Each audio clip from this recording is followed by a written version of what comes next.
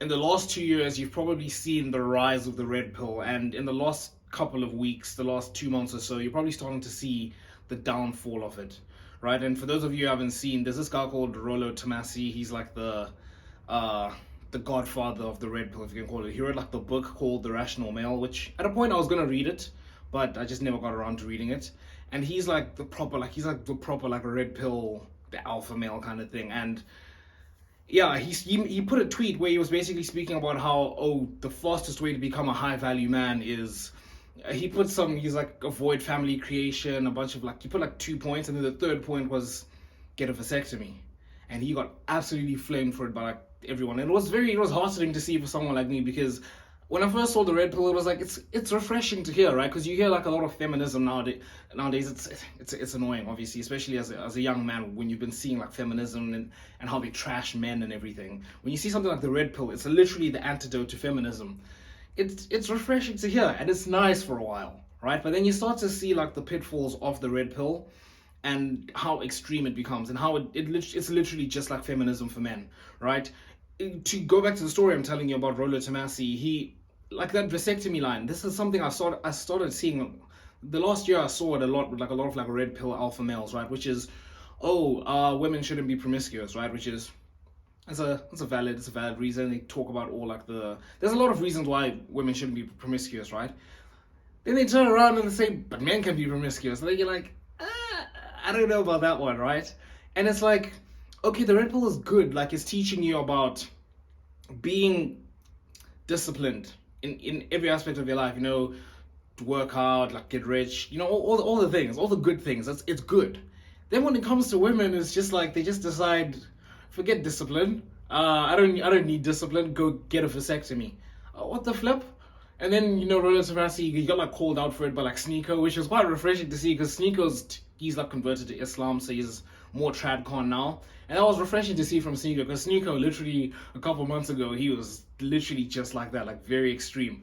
And he's speaking like literally the same things I'm talking about now. It's like, you preach about discipline, but then when it comes to women, it's like, oh no, don't be disciplined. You preach women should stop being degenerate, stop being promiscuous and everything, but then when it comes to men, it's like, oh no, you can sleep with whoever you want, because it's not going to affect the marriage, your marriage ability or anything like that. It's absolutely ridiculous, right? And that's one thing I've noticed now about red pill.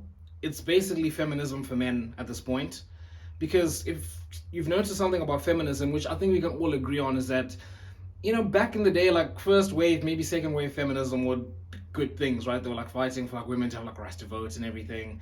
They were good things. But then the internet came along, third wave feminism came along, and all like the extremity started to come out. And this is the thing I'm noticing a lot with the red pill, which I think is leading to the downfall of the red pill, is it's the internet. What does the internet reward? It rewards like the most extreme views, the most polarizing subjects. And that's just what's been happening with the red pill. It's been getting more popular. First, like 2 or 3 years ago, it was something crazy, right, to speak about the things that are being spoken about in the red pill, like, women shouldn't be promiscuous. Like, I was like, well, how dare you say that, yada yada yada, right? Like, but nowadays it's become more, we can all agree it's a bad thing. So now they've got to up the ante a bit. Now they've got to become more and more like extreme, and that's what's leading to the downfall of red pill, which is the same thing that's led to like the downfall of feminism, right? It's just become more extreme, and it's become again more like, I don't like using this word. I'm not going to use the word misogynist, but it has become like quite like women hating. If you've seen like a lot of the podcasts, especially like Fresh and Fit, like I've never really liked Fresh and Fit from the start.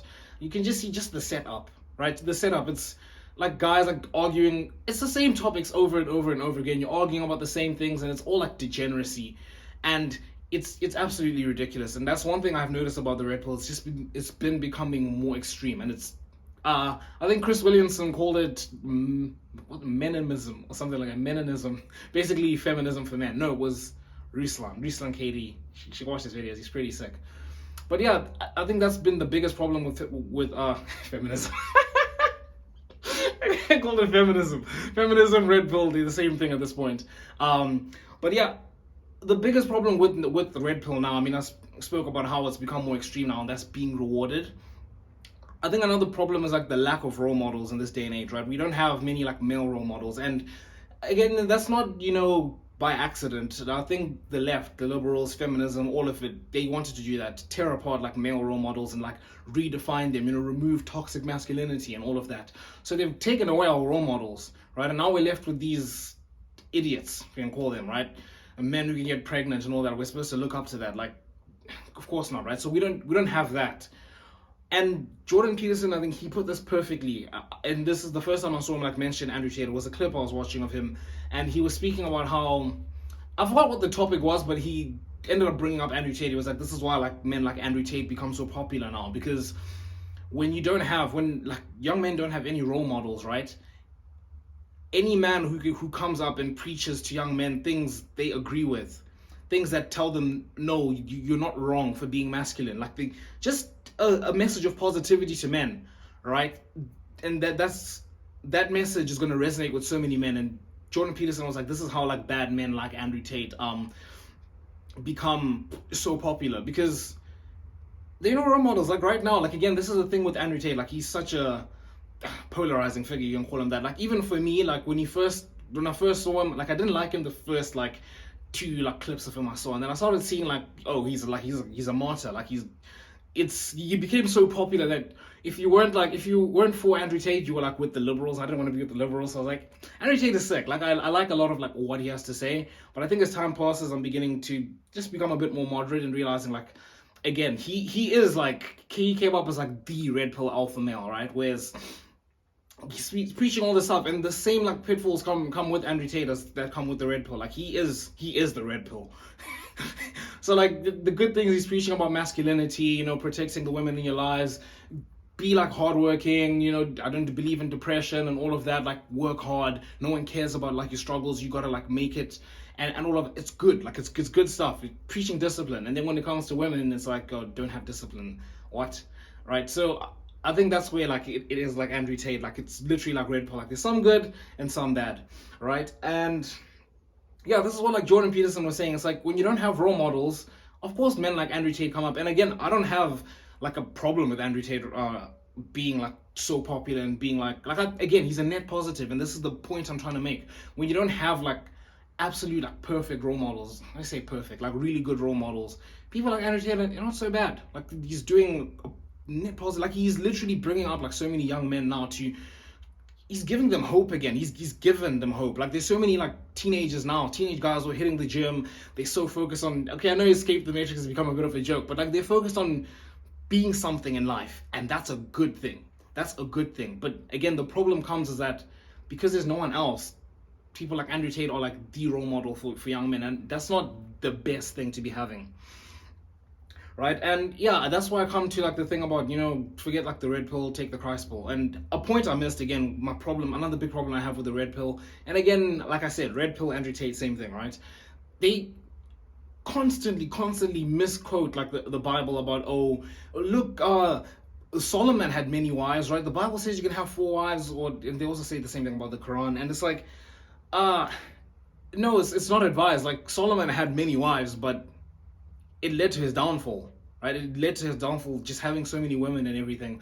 And it does say you can, I don't know if it says you can, but around that passage, it does say that like it's not advised to have like 4 wives. It's not like the ideal. The ideal is to have 1 man and one woman. You're not supposed to have like 4 wives. But the red pill just, again, literally like feminism, they're just nitpicking what they want. They look at the Bible, they're like, Bible says you can have 4 wives. That means men can be degenerate. No. But yeah, I've ranted long enough about the red pill. But to go to my closing point, I spoke about how there's no role models. You don't have like the perfect role model. That's why people like Andrew Tate are like the best that we have now. But I forgot about Jesus. Like Jesus is the perfect man. He's like the perfect role model. And I think we just go back to our roots, right? Go back to religion. Go back to Jesus. Like you can't go wrong with that. Like the Bible, like again, I've seen people say it's like Bible stands for basic instructions before leaving Earth. It's like that's what we got to follow. Like a lot of things that you're seeing now, people have gone to like degeneracy, and we've had all of this, and now the people that are becoming like anti-liberal and everything, you're realizing that a lot of the things that are being preached, like that's in the Bible. Like a lot of the profound things that are being come up with now, even that's why Jordan Peterson, he preaches so much about, like, I don't say preach, but he speaks a lot like in tangent with the Bible as well. Like a lot of his messages are mixed with the Bible. And Of course, like the Bible is the book of life. It's been right. It's always been right. So you can't go wrong with it. But yeah, that's the point I'm trying to make. Forget the red pill, take the Christ pill. You can't go wrong. Like Jesus was literally the perfect role model. You can't go wrong with that. But yeah, make sure you subscribe to join the Self Improvement Brotherhood. And if you're looking to like connect with like-minded, like Christian guys, especially like in this day and age, like as Christians, we're kind of like isolated. The world hates us, but like there's still a lot of us, right? And we could do with like companionship and community. And if you're looking for a community, I've got a Discord. Make sure you join that, and yeah, make sure you subscribe to join the Self Improvement Brotherhood. And until next time, see you boys.